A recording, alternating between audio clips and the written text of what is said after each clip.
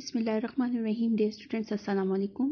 امید ہے آپ لوگ خیریت سے ہوں گے. لیکچر نمبر 7 میں ہم لوگوں نے اپنا سبق نمبر 2 شروع کیا تھا. اسلام میں قداگری کی مذمت نثری اعتبار سے یہ اصلاحی مضمون ہے. 3 پیراگراف ہم لوگوں نے پڑھ لیے تھے صفحہ نمبر 14 پر. پہلے 2 پیراگراف کا میں نے آپ لوگوں کو مختصر سا خلاصہ بھی بتا دیا تھا. تیسرے پیراگراف میں جو مشکل الفاظ کے معنی ہیں وہ یہ ہیں: اوزار، آلہ، ملعون، لعنتی، اندوختے، جمع کیا ہوا مال، استطاعت، طاقت یا حیثیت، ناداری، قربت، کفران نعمت، نعمتوں سے انکار کرنا، درو کوئی جھوٹ بولنا، مکاری، چالاکی، گردانتا سمجھتا، پس لہذا جامع الفاظ، مکمل الفاظ، مکروہ، قابل نفرت. یہاں پر میں نے کچھ لائنز ہائی لائٹ کی ہوئی ہیں.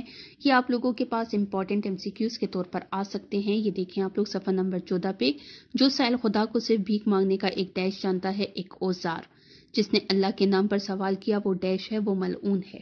صفحہ نمبر 15 پر آپ لوگ دیکھیں: چنانچہ ابو سعید سے روایت ہے کہ آپ صلی اللہ علیہ وسلم نے فرمایا. اس نام کو آپ لوگ انڈر لائن کریں.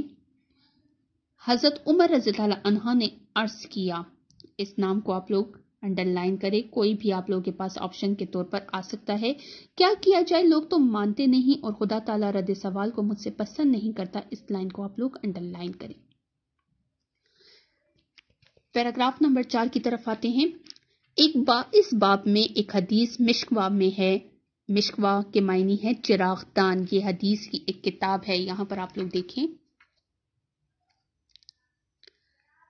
اس کے معنی ہے چراغ دان.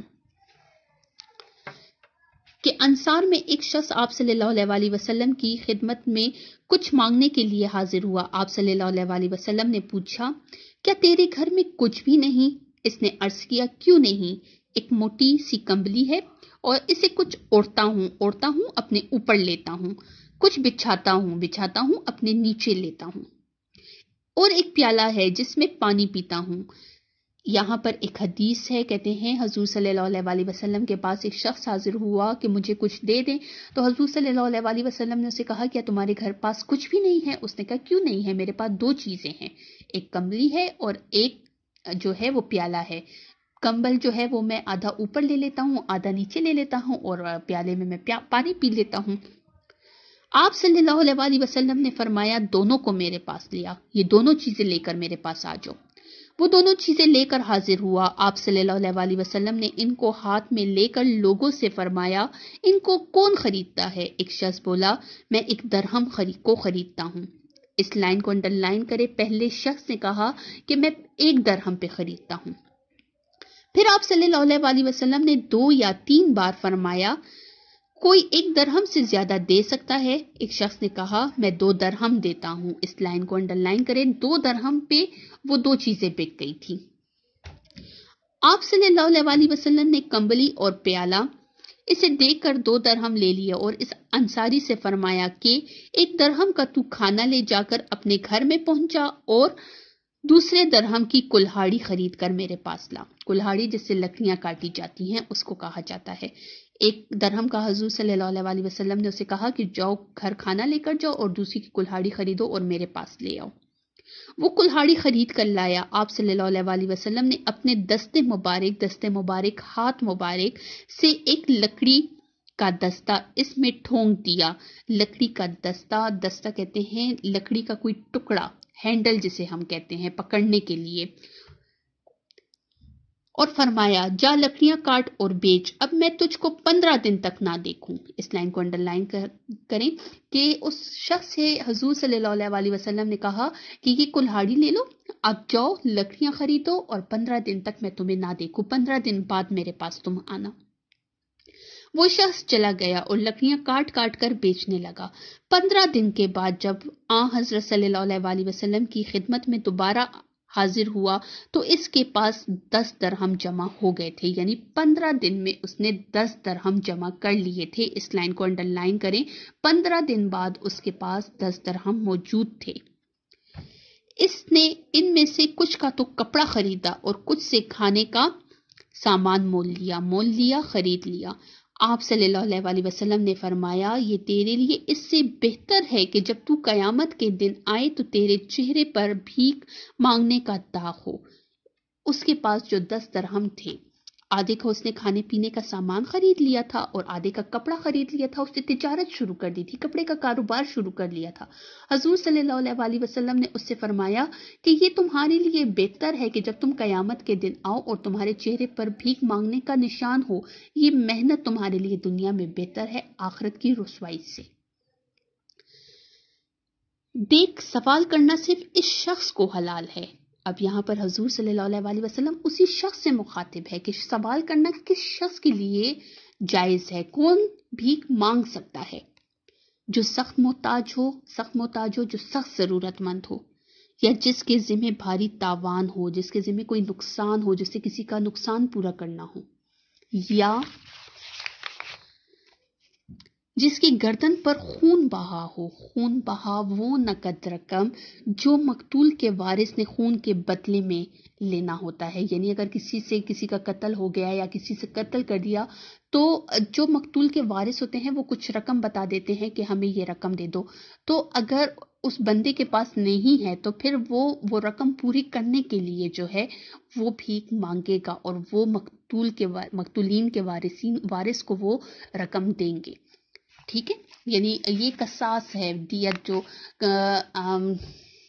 قتل کے بدلے قتل, پیسے کے بدلے پیسہ. تو اگر جن کا قتل کیا گیا ہو یا جو قتل ہو گئے ہوں, اگر ان کے وارث جو ہیں وہ کچھ رقم بتا دیتے اور آپ اتنی رقم اس بندے کے پاس موجود نہ ہو تو اس کے لیے یہ بھیک مانگ سکتا ہے.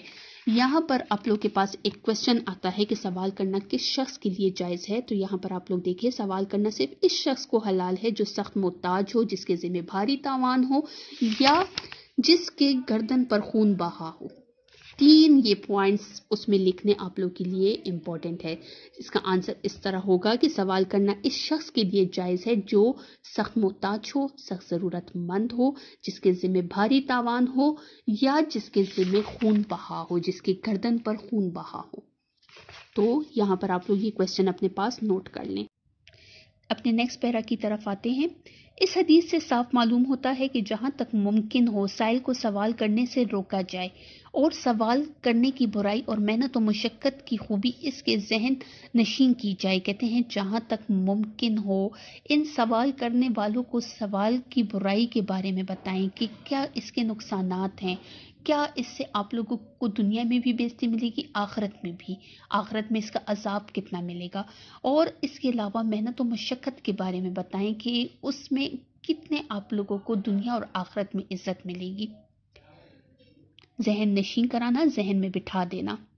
مگر اس زمانے کے سائلوں کی بے غیرتی اور ڈھٹائی اتنی حد سے گزر گئی ہے کہ کسی فہمائش یا ممانعت کا ان پر کوئی اثر نہیں ہوتا. ڈھٹائی, ٹھیٹ پن, فہمائش سمجھانا, ممانعت منع کرنا. کہتے ہیں آج کل کے جو بھیک مانگنے والے لوگ ہیں, جو سوال کرنے والے لوگ ہیں, وہ اس قدر ڈھیٹ بن گئے ہیں, اس قدر اکڑ گئے ہیں, ایک بات پر اکڑ جانا کہ اگر ان کو کسی بھی طریقے سے سمجھائیں, کسی بھی طریقے سے ان کو محنت کی طرف راغب کرنے کے لیے موٹیویٹ کیا جائے, ان پر کسی کے بات کا کوئی اثر ہوتا ہی نہیں ہے. نظر بحالات موجودہ, موجودہ حالات پر نظر رکھ کر ہمیں اس کے سوا کوئی چارہ نہیں کہ غیر مستحق سائلوں, غیر مستحق جو ضرورت مند نہیں ہے, جو مستحق نہیں ہے, کہ سائلوں کی داد و دہیش, فیاضی, سخاوت, مدد کرنا. داد و دہیش یہ مرکب عطفی ہے, سے یک قلم ہاتھ روک لیا جائے. کہتے ہیں آج کل کے جو ہم حالات دیکھ رہے ہیں, ہم بس ایک ہی قسم, ان سوال کرنے والوں کو تو کچھ بھی نظر نہیں آتا, ان پر تو کسی بات کا کوئی اثر ہی نہیں ہو سکتا. تو ہم لوگ ایک کام کر سکتے ہیں, ایک ہی ہمارے پاس چارہ ہے کہ یہ جو غیر مستحق سائل ہے ان کی مدد کرنے سے ہم لوگ ہاتھ پیچھے کر دیں, ہم ان کی کسی طور پر مدد نہ کریں. اگر یہ ہم سے مانگے بھی تو ان کو کچھ نہ دے, آج ہم نہیں دیں گے, 2 3 4 5 آہستہ آہستہ کوئی بھی ان کو نہیں دے گا, تو خود بخود یہ محنت کی طرف راغب ہوں گے, خود بخود یہ محنت و مشقت کرنے کی کوشش کریں گے. اور جہاں تک ہو سکے مستحق کی جمع, حقدار, ضرورت مند کی امداد کی جائے, امداد, مدد کرنا, جو باوجود استحقاق حق رکھتے ہوئے, حقدار ہوتے ہوئے کہ کسی سے سوال نہیں کرتے اور کہتے ہیں جہاں تک آپ لوگوں سے ہو سکے ان ضرورت مندوں کی مدد کریں جو حق رکھتے ہیں لیکن پھر بھی وہ کسی کے آگے سوال نہیں کرتے، یا جو سخت مجبوری اور ناداری کی حالت میں سوال کرتے ہیں۔ کہتے ہیں کوشش تو ان کی یہ ہوتی ہے کہ کسی کے سامنے ہاتھ نہ پھیلائیں، کسی کے سامنے ہم اپنا سر نیچے نہ کریں، لیکن جب بہت مجبور ہو جاتے ہیں تو وہ صرف مجبوری کی حالت میں مانگتے ہیں، وہ اس کو اپنا پیشہ نہیں بناتے۔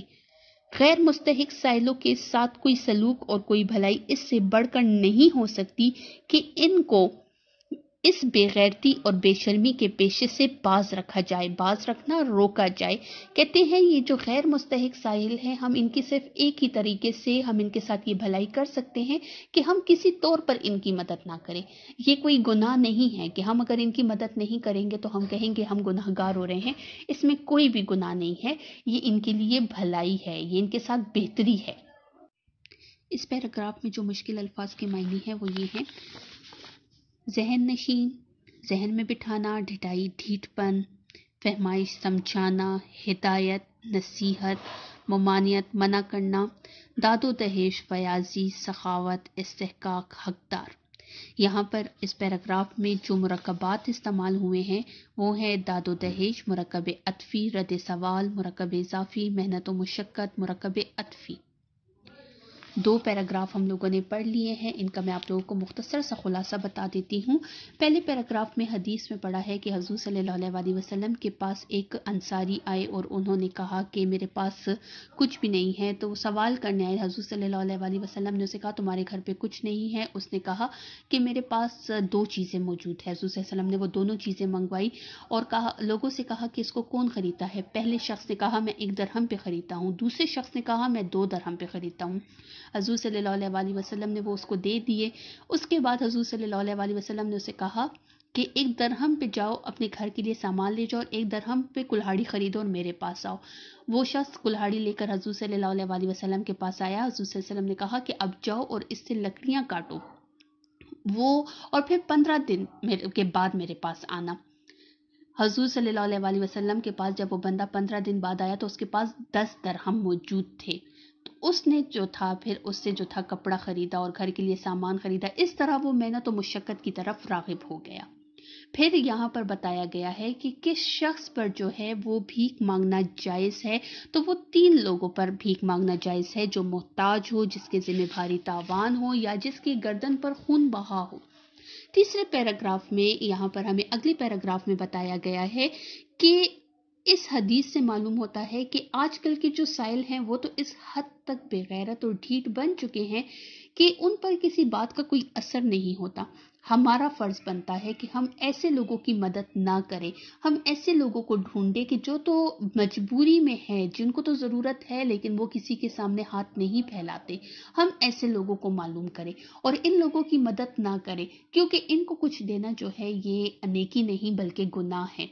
ان کو کچھ دینے کے بجائے اگر ہم ان مستحقین لوگوں کو جن کو ضرورت ہے اگر ان کو ڈھونڈیں، ان کو کچھ دیں تو یہ ہمارے لیے ثواب کا کام ہے۔